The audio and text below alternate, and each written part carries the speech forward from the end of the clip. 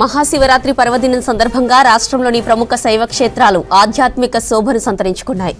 వేములవాడ రాజరాజేశ్వర, కాళేశ్వర ముక్తీశ్వర స్వామి ఆలయం, మెదక్ ఏడుపాయల క్షేత్రం, కొమరవెల్లి మల్లన్న, కీసరగుట్ట రామలింగేశ్వర ఆలయాలు విద్యుత్ కాంతులతో వెలిగిపోతున్నాయి. భక్తులు తెల్లవారుజాము నుంచి ఆలయాలకు వెళ్లి దైవ దర్శనం చేసుకుంటున్నారు. ప్రత్యేక పూజలు, అభిషేకాలు చేస్తున్నారు. ఆలయాల్లో భక్తుల కోసం అన్ని ఏర్పాట్లు చేశారు. దర్శనం, వసతి, రవాణా భద్రత, వైద్య సదుపాయాలపై అధికారులు ప్రత్యేక దృష్టి పెట్టారు. Free bus services, staying rooms, చలువ పందిళ్లు, తాగునీరు, హెల్త్ క్యాంపులు ఏర్పాటు చేశారు. మెదక్ జిల్లా ఏడుపాయలలో 3 రోజుల పాటు మహాజాతర జరుగుతోంది. దాదాపు 10 లక్షల మంది భక్తులు వచ్చే అవకాశం ఉందని అధికారులు అంచనా వేస్తున్నారు. మంజీరా నదిపాయ దగ్గర స్నాన సౌకర్యాలు, షవర్లు, దుస్తులు మార్చుకునే గదులు ఏర్పాటు చేశారు.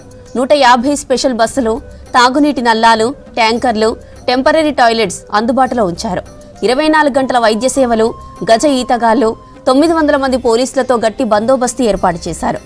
ఆలయం రాజగోపురం విద్యుత్ కాంతులతో మెరిసిపోతుంది. మధ్య నదిలో భారీ శివలింగం సెట్టింగ్ ప్రత్యేక ఆకర్షణగా నిలుస్తోంది. దక్షిణ కాశీగా పేరుగాంచిన రాజన్న సిరిసిల్ల జిల్లా వేములవాడలో మహాశివరాత్రికి ఘనంగా ఏర్పాట్లు చేశారు.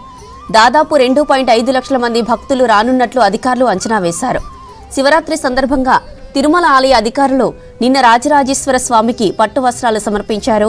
టీటీడీ డిప్యూటీ ఈవో లోకనాథం, అర్చకులు, అధికారులు కలిసి పట్టు వస్త్రాలు సమర్పించారు.